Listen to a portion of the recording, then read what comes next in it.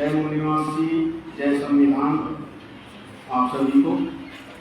और जैसा कि ये जो पूरे देश में लगभग 250 जिलों में, यानी कि 200 क्लस्टर, आप क्लस्टर का मतलब लोकसभा से समझ सकते हैं, यानी कि देश की 200 लोकसभाओं को इस BS4 अभियान के तहत हमने चिन्हित किया और उस लोकसभा में आज से लेकर के 27 तारीख तक हमने ये पूरे अधिवेशन करने हैं।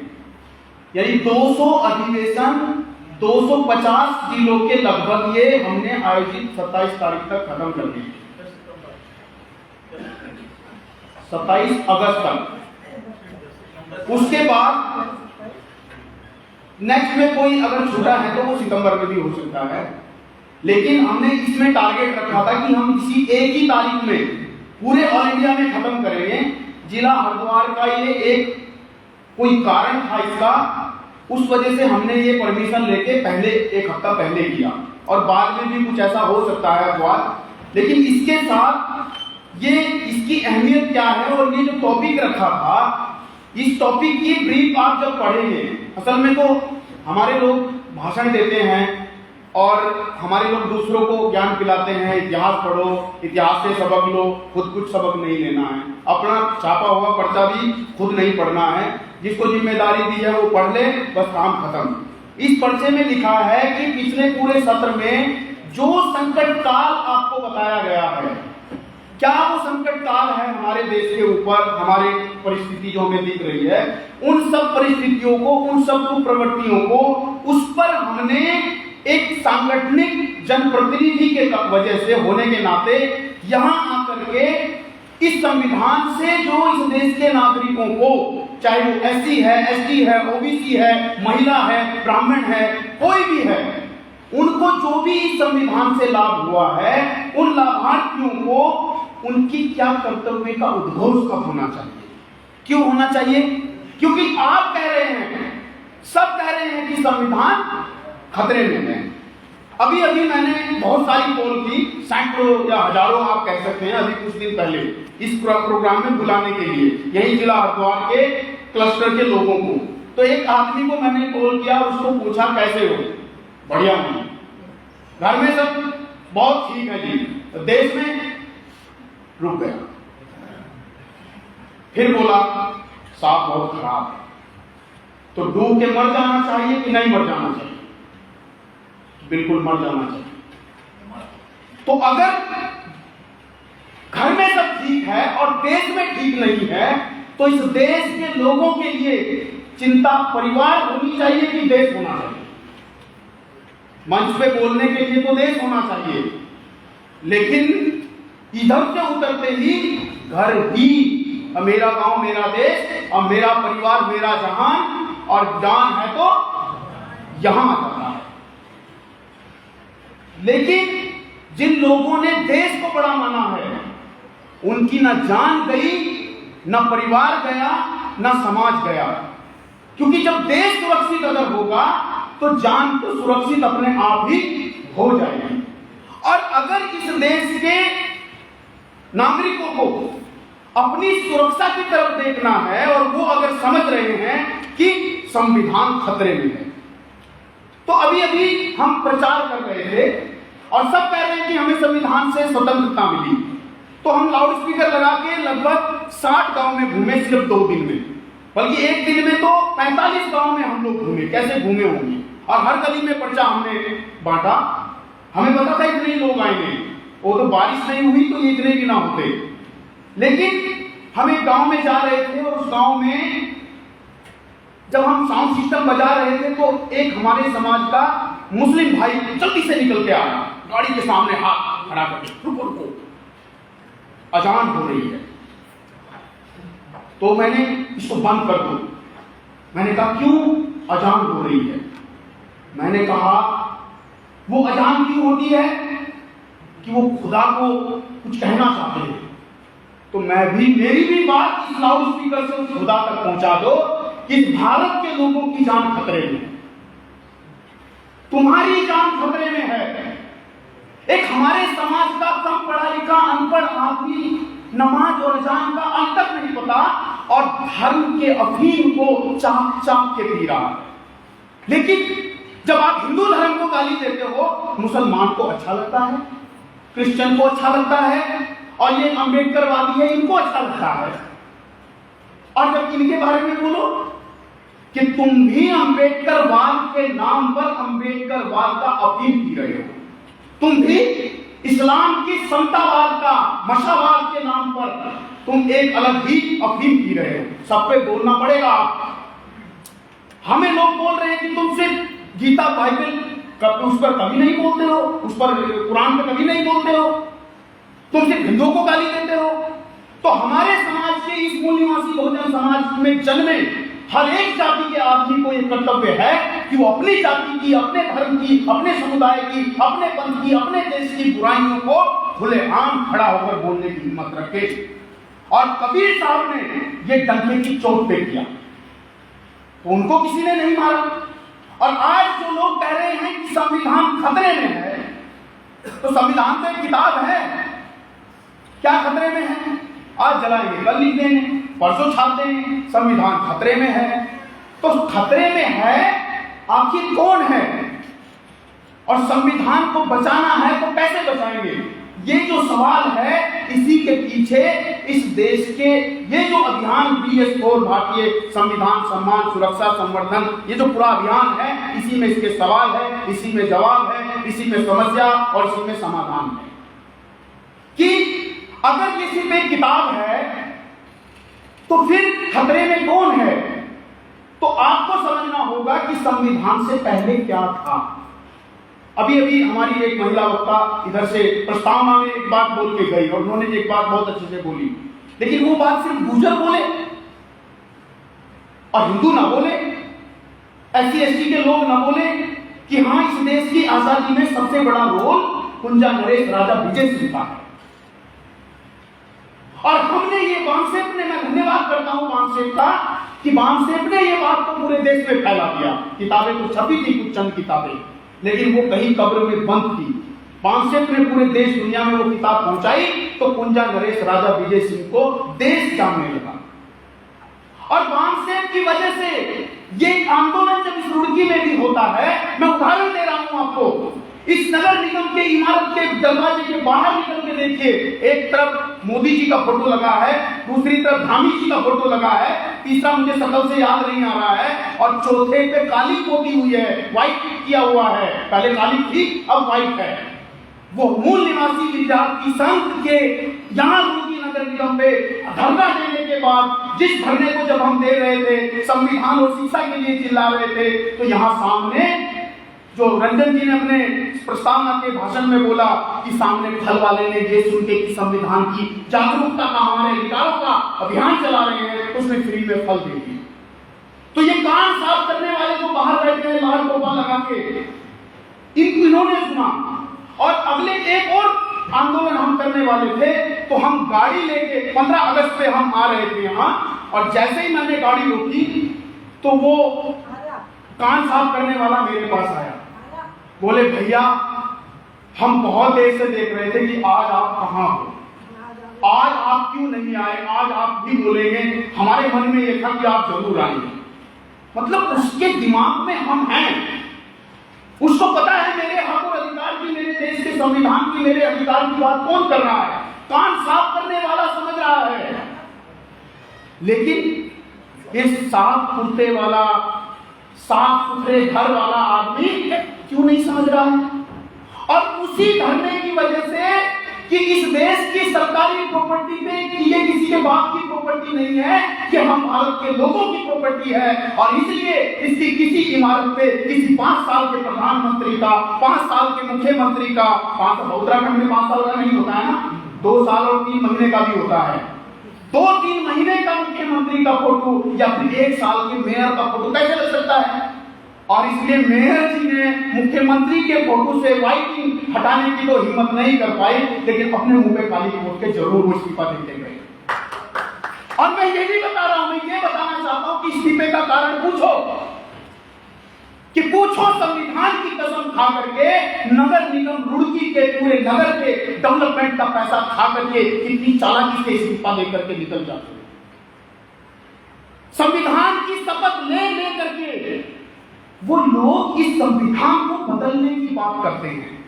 और इतना नहीं है कि यही बात खत्म है, अरे ये संविधान तो इतना महान है कि किसी मुसलमान के जीवन को चलने के लिए कुरान है, हिंदू के लिए गीता वेद पुराण है, सिख के लिए बाइबल है, और उस बाइबल के खिलाफ जो बोले वो उससे बाहर माना जाता है, वो उसका नहीं होता है। लेकिन भारत में ये संविधान एक ऐसी किताब है जो संविधान से भी नफरत करता है, उसकी भी रक्षा भारत का संविधान करता है, उसकी भी रक्षा करता है कि तू बोल मेरे खिलाफ में और मेरी कमियों को दूर करके मुझे मजबूत कर। ये बाबा साहब ने संविधान सभा में कहा था। दुनिया के किसी संविधान सभा ने, दुनिया के किसी संविधान निर्माताओं ने ऐसे प्रावधान नहीं किए हैं, इतने सरल प्रावधान नहीं किए हैं कि जो अपने संविधान में बदलाव कर सके। कौन रोक रहा है आपको? कौन रोक रहा है कि भाई आप एक समान शिक्षा बदलाओ?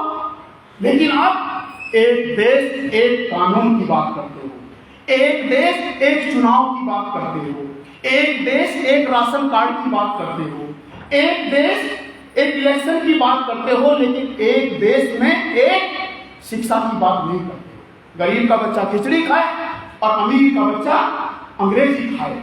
हमारे कोर्ट से बने नेता का बच्चा अंग्रेजी खा रहा है, अंग्रेजी में पढ़ रहा है। हमारे टैक्स के पैसे से बना हुआ एम्प्लॉई, अधिकारी, कर्मचारी का बच्चा अच्छे स्कूल में पढ़ रहा है। अरे उस सरकारी स्कूल का मास्टर भी उस सरकारी स्कूल में अपने बच्चे को पढ़ाना नहीं चाहता है, तो बताइए मेरी क्या गलती है इसमें?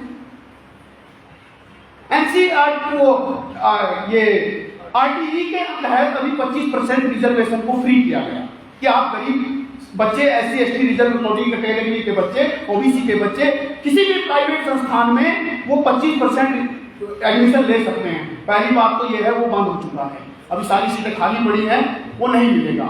लेकिन मुझे ये बताइए, पूरे भारत में एक आदमी का नाम बताइए जिसने उस आरटीई के तहत सरकारी स्कूल ऐसा कोई एक भरा हो कि मेरे बच्चे को सरकारी स्कूल में एडमिशन चाहिए, ये प्राइमरी एजुकेशन में या प्राइमरी के ऊपर केवल एक क्लास तक। कोई है? कोई आरटीई में भरता है?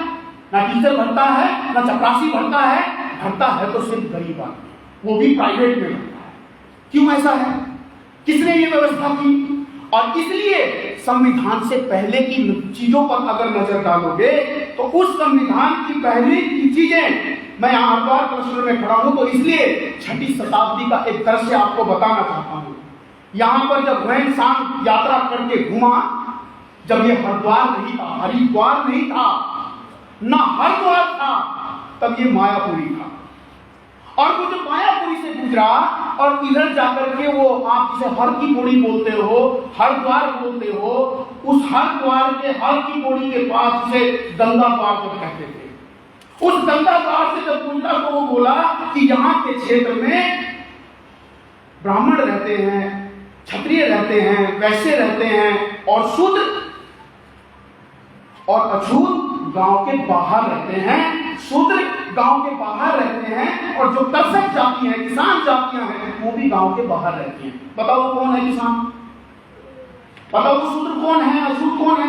मैं नहीं कह रहा हूं, अभी आप यूट्यूब पे, गूगल पे जाइए, हुएनसांग का भारत यात्रा को निकालिए, पेज नंबर 140 पे उसमें लिखा है कि इस जिले का नाम क्या है, मायापुरी है। तो आज मायापुरी एक मोहल्ला है। ये है ब्राह्मणवाद की चालाकी, ये है संविधान को एक्सप्लेन करने की चालाकी कि आपके लिखे हुए अधिकारों को वो अलग से एक्सप्लेन करता है। इंडिया दैट इज भारत लिखने के बावजूद भी, भारत के पहले आर्टिकल के बावजूद भी वो वही से ही उसको नकारने की कोशिश करता है। और इंडिया दैट इज भारत मतलब भारत नहीं कहता, इंडिया नहीं कहता, हिंदुस्तान कहीं से टपका के लाता है।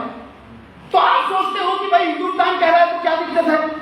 अरे कहने दो यार, कोई अपने सोनू को सोनू कहे, अपने सोनू को कालू कहे। हमारे मोहल्ले में कई ऐसे कालू हैं जिनका नाम रोशन है, जिनका नाम सूरज है। मैंने गोरों का नाम कालू कभी नहीं सुना। लेकिन इंडिया दैट इज भारत का नाम हिंदुस्तान जब सुनता हूं तो मैं ये पूछना चाहता हूं कि आप क्या ये समझते हो कि संविधान सभा में हिंदुस्तान के नाम पे चर्चा नहीं हुई थी? और सिर्फ बाबा साहब अम्बेडकर ने नहीं नकारा था, तुम्हारे बाप दादा भी उधर संविधान सभा में बैठे थे जिन्होंने तालियां बजा करके इंडिया पैक्टिस भारत का समर्थन किया। तब तुम्हारे बाप दादा नालायक थे क्या? ये सवाल उनको करना चाहिए। इंडिया पैक्टिस भारत के बाद अब आप आगे आए, संविधान से हमें समता स्वतंत्रता के अधिकार मिले, बोलने के मौलिक अधिकार मिले, हमें चलने की आजादी मिली। पहले अछूत जाति के लोग, छठी शताब्दी की कहानी तो छोड़ दीजिए, अब आज की शताब्दी की आज के दिन में भी अगर देखेंगे तो रेल की लाइन पे, तालाब की लाइन पे, किनारे, नाले के किनारे कौन बसता है? अभी अभी इसी जनसभा में एक नगर निगम का एम्प्लॉय आया, अभी अभी यही बैठे थे हम, वो सर्वे कर रहा था स्वच्छ भारत अभियान का, और मुझे बोला कि आप मंच से बोलिए कि स्वच्छ भारत अभियान में आप अपना फीडबैक दीजिए। मैंने कहा पहले मैं दे देता हूँ, तो मैंने दिया उसमें, तो उसमें ऑप्शन आ रहा था कि आपके यहाँ लगातार सफाई होती है, क्या आपके नाले सुचारू चलते हैं, उनकी सफाई होती है, क्या आपके यहाँ नगर निगम की सारी सुविधाएं पुख्ता हैं? तो मैं नहीं करता जा रहा था। अरे भाई साहब आप तो नहीं कर रहे हो सब जगह। मैंने कहा आप बताइए मुझे, मेरे समाज के लोग जिस बस्ती में रहते हैं, चाहे वो मछली बाजार हो, चाहे वो पाली गुजर हो, चाहे वो कच्छ ये क्या बोलते हैं इधर खंजरपुर हो, या जहां जहां मेरे लोग रहते हैं, बताइए वहां नाला है क्या? नहीं है बाबूजी। तुम कौन सी बस्ती में रहते हो? बाबूजी मैं बघेड़ी में रहता हूँ। मैंने बताइए खंजरपुर में है क्या?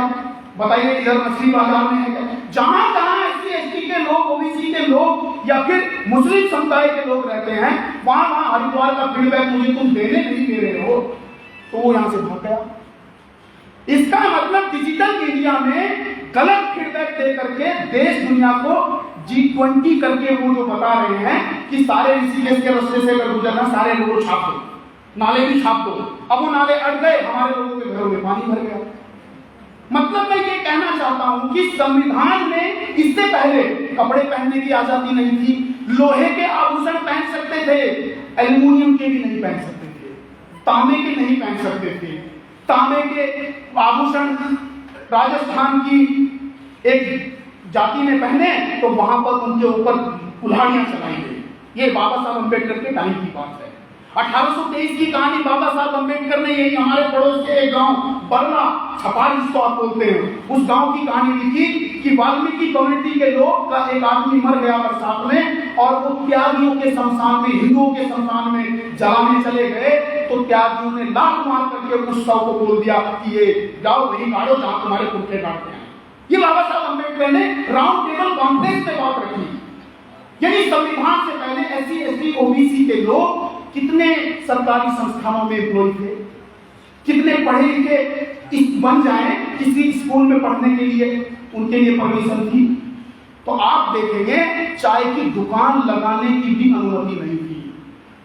और उस संविधान की वजह से आज DM बनने की, आज प्रधानमंत्री बनने की, आज मुख्यमंत्री बनने की, बने भले ही नाम, लेकिन हम दावा तो कर सकते हैं, हम चुनाव तो लड़ सकते हैं, हम परीक्षा तो दे सकते हैं, हम स्कूल में तो पढ़ सकते हैं। ये जो आजादी हमें मिली, ये इस भारत के संविधान की वजह से मिली। और अगर ये संविधान की वजह से मिली, आज की स्थिति ये है और कल की वो थी, और हम मानते हैं कि ये संविधान की वजह से हमें ये प्रावधान हुए और ये हमें अधिकार मिले, तो फिर क्या इसको बचाना हमारा कर्तव्य नहीं है? लेकिन कैसे बचाएंगे? आप चार चंद कर्मचारी पढ़े लिखे लोग, आप समझ गए संविधान को, और ये जनता नहीं समझी। ये एम्प्लॉय समझे कि भाई पदोन्नति में रिजर्वेशन चाहिए, और अपने मन में समझते रहो। लेकिन सुप्रीम कोर्ट में गए तो सुप्रीम कोर्ट ने ठोकर मार के बोला राज्य सरकार दे न दे उसकी मर्जी। राज्य सरकार किससे चलती है? जनता से। जिसकी सरकार, उससे सरकार का निर्णय आएगा। अब जनता में आपका संबंध नहीं है। सारे सरकारी एम्प्लॉय सबसे पहले अपने भाई भतीजे परिवार गांव से रिश्ता खत्म। तो फिर जनता से आपका कॉन्टेक्ट नहीं है, तो फिर पदोन्नति में रिजर्वेशन आपको कैसे मिलता? यदि आपके संपर्क में अगर आपका समाज होता, तो फिर आज हमारी प्रॉब्लम को इतने जाकर के हमारे सर पे न नाचते। और इसलिए काशीराम साहब का जिक्र रखने की जरूरत है कि काशीराम साहब ही एक ऐसे आदमी थे जो बोल रहे थे कि मैं जो भी कुछ कर रहा हूं, मैं अपने नालायक समाज को, कोई आदमी को नालायक कह सकता है, समाज को नालायक नहीं कह सकता है।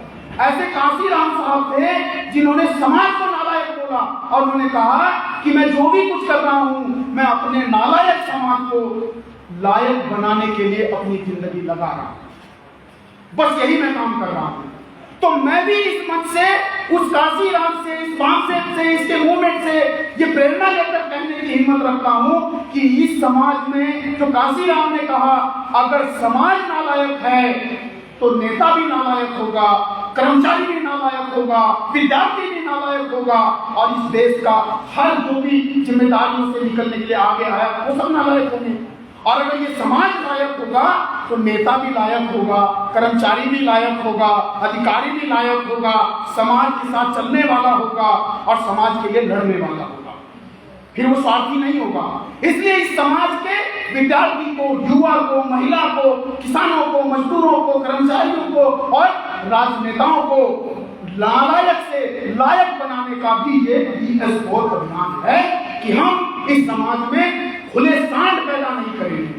खुले सांड मतलब आज जो देश में हमारे लोग कंफ्यूज हैं, सब किस किस के साथ जुड़े, कैसे ये होगा, हमारी इतनी पार्टी, हमारे इतने संगठन। हम ये कह रहे हैं कि अगर आपके पास 1 लाख संगठन है तो होने दो, अगर आपके पास 1 करोड़ नेता है तो होने दो, लेकिन आप ये सोचो कि आपकी मुट्ठी में, समाज की मुट्ठी में कितने नेता, उनकी मुट्ठी में तो नेता हैं, लेकिन समाज की मुट्ठी में कितने नेता हैं, समाज के कंट्रोल में कितने नेता हैं। अगर समाज के कंट्रोल में नेता नहीं है तो आपका समाज, आपका पार्टी, आपका संगठन कहने वाले लोग बाप का समाज, बाप का संगठन और बाप की पार्टी कहने से कभी पीछे नहीं हटेंगे। पार्टी आप बनाओगे, संगठन आप बनाओगे, आंदोलन आप खड़ा करोगे और आप कहते कहते बाप बाप कहना शुरू कर देंगे। मतलब लोकतंत्र में रानी के पेट का ऑपरेशन खोलेंगे और फिर रानी के पेट से राजा पैदा करेंगे। मतलब मुर्गा फार्म में मुर्गा पलता है और वही मुर्गा का खुले में छोड़ दो तो वो ताकतवर मुर्गा पलता है, संघर्ष से पैदा होने वाला। मतलब इस समाज में काशीराम साहब ने नागनाथ सांपनाथ बोला, मैंने 4 को आगे बढ़ाया, 4 को और जोड़े, नागनाथ, सांपनाथ, कांग्रेस और बीजेपी बोला उन्होंने, और मैंने बोला सपोलानाथ, जो आम आदमी के रूप में खास आदमी बन के आप सोचते हो भाई छोटा सा बच्चा है, क्या घसेगा, दूध पिलाओ, माल खिलाओ और वो बड़ा हो गया तो सांप बनता है। आप कहते हैं बाप रे बाप, ये तो ये भी इनका ही काम निकला। और वो बड़ी चालाकी से सेंट्रल गवर्नमेंट पीछे हाथ खींच लेती है और वो रोता है, साहब मेरे सारे अधिकार छीन लिए, भैया दिल्ली वालों में आपके लिए कुछ नहीं कर सकता। बड़ी चालाकी से उसे आप जवाब सवाल न कर सको, उसको भी समझ लोगे। एक नागनाथ, सांपनाथ और सपोलानाथ, और चौथा है केचुआनाथ, जिसको आप समझते हो भाई लगता तो सांप जैसा है, चलता भी दोनों तरफ तो है, मुंह भी है, बड़ा होगा तो ये सांपनाथ, नागनाथ और केचुआनाथ से लड़ लेगा। जय भीम भी बोलता है, जय पुणे भी बोलता है, बहुजन भी बोलता है, मूल निवासी भी बोलता है और दुश्मन के साथ में भी मिल के रहता है। लेकिन आप समझ नहीं पाते हो, केचुआनाथ का मतलब है सिर्फ वो चारे का काम करता है। वो चारा है कि आपको जय भीम कह करके भड़काए रखे। आपको अगर इस देश में सच्चा लोकतंत्र लाना है तो रानी के पेट का ऑपरेशन लगा के एक भाड़े का मुर्गा, एक भाड़े का मुर्गा और एक बाड़े का मुर्गा, बाड़े का मुर्गा फार्म में पलने वाला कुपोषित मुर्गा जो कटने के लिए ही पैदा होता है। एक बाड़े का मतलब सिर्फ परिवारवाद से जो पैदा होता है। एक भाड़े का मुर्गा फेसबुक में बोलता है, एक बाड़े का मुर्गा फेसबुक में बोलता है, मैं उसको नहीं जानता। और एक और मुर्गा बता रहा हूं जो आपको पैदा करना है, वो है अखाड़े का मुर्गा। ये बाड़े का मुर्गा, ये भाड़े का मुर्गा कितना भी जाति बोले, लेकिन मूल निवासियों को अपने पीछे अखाड़े का मुर्गा पैदा करना है। कटना तो तीनों को है, लेकिन मैं ये बताना चाहता हूँ, ये बाड़े का और भाड़े का जिस दिन कटेगा तो फूटी तोड़ी जाएगा, और ये अखाड़े का मुर्गा अगर कटेगा भी तो 1000 रुपए किलो जाएगा। पहले तो काट नहीं पाओगे। इसलिए ये भाड़े का, ये बाड़े का नहीं, अखाड़े का मुर्गा जो दंगल में लड़ेगा और आपके हक और अधिकारों के लिए आपके द्वारा पैदा किया हुआ मुर्गा होगा, ये आपको समझने की जरूरत है। आपने कौन नेता पैदा किया, आपने कौन सी पार्टी, कौन सा ऑर्गेनाइजेशन पैदा किया, आपने कौन सा मूवमेंट तैयार किया। ये जो मूवमेंट आपने तैयार किया बामसेफ ऑर्गेनाइजेशन ने, ये बामसेफ ने सिर्फ तैयार किया, ये तो आपके कंधों पे रख दिया कि चलाना आपको है। अभी अभी मुझे एक फोन आया और वो मुझे बोल रहा है कि यार आप आरएसएस के साथ मिले हो क्या? मैंने कहा नहीं, तो मुझे लगता बामसेफ आरएसएस के साथ मिली है। क्यों? क्योंकि जो बामसेफ 20 साल 10 साल पहले बोलती है, आरएसएस उसे 10 साल से बाहर करती है, सिर्फ वही होता है। मैंने कहा क्यों? कह रहे यार आप पिछले कई सालों से संविधान खतरे में हुआ है, संविधान को मिटा देंगे, ये आप बोलते आ रहे हो, अभी तो आपने पिछले कई सालों से अभियान चला रखा है। तो मैंने कहा तो फिर? कह रहे वो आजकल ओबेरॉय बोल रहा है मोदी जी का आर्थिक सलाहकार, आपको बदल देना चाहिए। तो मैंने कहा समझ में आ गया, हाँ मतलब इसको वही लात मारे तो समझ में आता है। और हम हाथ जोड़ जोड़ करके गांव गांव में इनसे भीख मांगते हैं कि भाई तेरे बच्चों की, तेरी भावी पीढ़ी की जिंदगी बर्बाद होने वाली है, तू समझ जा। अभी यहाँ पे कुछ बैठे लोग सो रहे थे, मेरे भाषण में सोने की हिम्मत आज कुछ कम लोग रखते हैं क्योंकि मैं कॉमेडी में ऐसा करता हूँ। लेकिन जो सो रहे थे, बताइए क्या वो रात की शिफ्ट करके आए थे? 2 बूढ़े लोगों को छोड़ के, वो सो सकते हैं, जो बूढ़े हैं उनको छोड़ के, जो जवान है वो भी सो रहे थे। बताइए क्या रात की शिफ्ट करके आए थे? अनुज भाई एक इंजीनियर हैं, मैं एक दर्द भरी कहानी बता रहा हूँ आपको। अनुज भाई एक बीटेक इंजीनियर हैं, रात की शिफ्ट करके आए, पिछले 4 दिन से रात को शिफ्ट करते हैं और दिन में हमारे साथ प्रचार करते हैं। कि लोग तो सो नहीं रहे, उनके जैसे नौजवानों को बोल रहा हूं, वो भी सो रहे थे इधर। और इतना नहीं है, इस समाज का काम करते करते अनुज जैसे मैकेनिकल के इंजीनियर को समाज के लोग सलाह देते हैं, भाई जोमेटो में ही नौकरी कर ले। मैं पिछले 2016 से बामसेफ में फुल टाइमर हूँ और 2009 में जुड़ा। अब तक फूटी कोड़ी मैंने इंजीनियरिंग करने के बाद में अपने घर में नहीं दी, जो कमाता था वो भी इधर ही लगा देता था। उसके बावजूद हमारे जैसे आदमी को जोमेटो में नौकरी करने की बात करता है एक आदमी, और वही आदमी आज मजाक उड़ाता है। मैं गारंटी दे रहा हूँ, ये ऐसे नौजवानों की कुर्बानी जो भगत सिंह ने दी और कहा कि मां मुझे डर है कि कहीं इस आजादी के बाद, हमारी कुर्बानी के बाद ये देश तो आजाद हो जाएगा, लेकिन कहीं ऐसा ना हो कि हमारी कुर्बानी से ये गोरे अंग्रेजों की खाली कुर्सी पे ये काले अंग्रेज न बैठ जाए। अब बैठ गए ना, और हम जगा रहे हैं, आप जागना नहीं चाहते। एक अमरूद बेचने वाला 2016 में राजीव रंजन जी और हम 4 लड़के इधर प्रचार कर रहे थे बामसेफ के राज्य अधिवेशन का। एक मास्टर के पास गए, पैसा भी नहीं मांगा, उसने गाली देनी शुरू कर दी। फिर हम उसके बाद आगे गए, बस पढ़े लिखे आदमी ने गाली दी, और इधर जाकर के हमें भूख लग रही थी तो हमने सोचा अमरूद खा लेते। काशीराम जी के जमाने में चने ही होते थे, हमारे घर में अमरूद वाले हैं, तो हमने अमरूद लिए, पूछा कितने रुपए किलो है, मैं खत्म कर रहा हूँ। उसने बोला 60 रुपए किलो, तो हमने कहा आधा किलो दे दो, उसने दे दिए। यही की रोटी की कहानी है, उसने दे दिए, इधर बेटा गांव के सामने ही, उसने हमें दे दिए, आधा किलो अमरूद दिए, मैंने उसको 30 रुपया निकाल के दे दिया। उसके बाद में उसने अपनी जेब में डाल लिया। फिर मैंने कहा, सुधीर भाई वहीं थे, मैंने कहा सुधीर भाई अंकल जी को ये बामसेफ का पर्चा दे। उसने पर्चा लिया और उसमें शायद वो 5वीं 7वीं पढ़ाई था, घड़ी हाथ में थी तो मैं ऐसा समझा। उसने देखा बामसेफ, तो उसने अपनी जेब से पैसा निकाला और मेरी जेब में डाला और मुझे कहा, साहब आप बामसेफ में काम करते हो इसलिए मैं आपसे पैसा नहीं दूंगा। तो मैंने सोचा आप क्यों ऐसा कर रहे हो? सच्ची कहानी मैं बता रहा हूँ, आप बामसेफ में काम करते हो इसलिए मैं आपसे पैसा नहीं लूंगा। मैंने फिर अपनी जेब से पैसा निकाला और उसकी जेब में डाला और मैंने कहा हम बामसेफ में काम करते हैं इसलिए फ्री में अमरूद नहीं लेंगे। फिर उसने कहा, उसकी टोकरी में 5 किलो अमरूद थे, आधा किलो उसने हमें खरीद के दिए और उसने तो 3 अमरूद मोटे वाले निकाले, यानी आधा किलो और निकाले और फिर मेरे हाथ में पकड़ाए। अब साहब आपको ये अमरूद तो देने पड़ेंगे, मतलब आधा किलो अमरूद के साथ 5 किलो अमरूद में से आधा किलो अमरूद किसी मूवमेंट में डोनेट करना, बाबा साहब ने 5% बोला था ना, आप उसकी टोटल प्रॉपर्टी इनकम की जो दुकान है उसमें से कितना % बैठता है आप सोच लीजिए। अगर ये अमरूद वाला समझता है, ये कान साफ करने वाला समझता है, ये फल बेचने वाला समझता है, तो ये इंजीनियर, डॉक्टर, मास्टर, कलेक्टर क्यों नहीं समझता? क्यों नहीं समझता? ये समझता तो सब कुछ है, लेकिन बाबा साहब ने कहा जिस समाज का बुद्धिजीवी ईमानदार नहीं है, चरित्रवान नहीं है, उस समाज को दुश्मन पालने की जरूरत नहीं है, उससे खबीस दुश्मन उसका और कौन होगा? लेकिन ये बुद्धिजीवी समाज, बाबा साहब कह रहे हैं, पहले भी बेईमान था और उनकी प्रेरणा से लेकर के आज का ये शिक्षित पढ़ा लिखा आदमी भी बेईमान है। और इसलिए बाबा साहब ने कहा मुझे पढ़े लिखे लोगों ने धोखा दिया।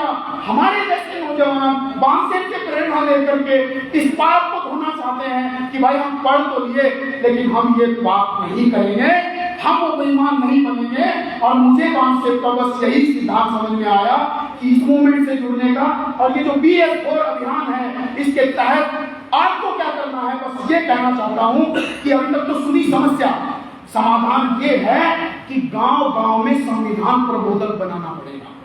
उनकी स्मार्ट बेटी, गोरी चिट्टी बेटी, जवान बेटी कथा कहती घूम रही है।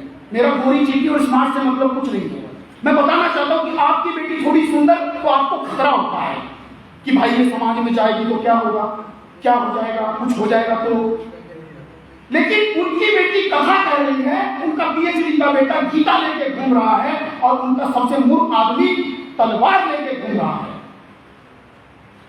राम राज्य में ब्राह्मण राम राम बोलता था, आपको देखिए क्या बोलता था, राम राम राम।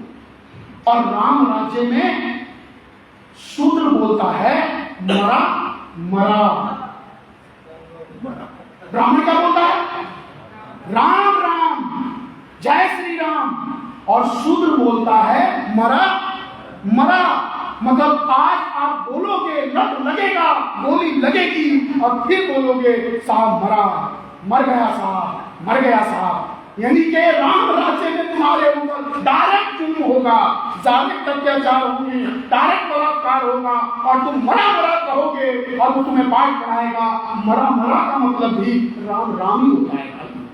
सम्मुख ने मरा मरा बोला था, वाल्मीकि ने मरा मरा बोला था, इसलिए वाल्मीकि प्रसिद्ध हो गया। तू जुल्म से, तुम पाप होता है तेरे ऊपर तो चुपचाप कहता जा, और तू मरा मरा भी बोलेगा तो भी भगवान तेरी सुनेगा, लेकिन तू न्याय के लिए कुछ भी कोशिश मत करना। करेगा तो नेकी कर देना, प्रगतिया में डाल देगा। इसलिए मैं कहना चाहता हूं कि इस BS4 अभियान के तहत हर गांव में संविधान प्रबोधक बनाना है और हर गांव में PSA कमेटी बनानी है, पीपल सोशल एक्शन कमेटी। मतलब जब एक आदमी की एप्लीकेशन पे सुनवाई नहीं हो रही हो तो हर गांव की PSA कमेटी जन लोक कार्रवाई में उसको बदलेगी। मतलब ग्रुप में कार्रवाई होने के प्रोसेस में जाएगी। एक आदमी में नहीं सुन रहा तो एक ही नाली की 1000 एप्लीकेशन लेकर के पीपल सोशल कमेटी के लोग जाएंगे और DM की कुर्सी हिला देंगे। अगर हम यहाँ धरना न देते तो मेयर साहब के मुंह पर ये कालिक न पोती जाती, और अगर आप आगे भी धरना दोगे तो स्कूल की खिचड़ी भी खत्म जरूर होगी। आज के सरकारी खजानों को लूटने वाले डर करके घर में नहीं, इस देश को छोड़ के भागेंगे। और प्राइवेट सेक्टर में आपके B.Tech के बच्चे को 12,000 रुपए सैलरी मिल रही है, इससे बड़ी डूब के मरने की क्या बात है।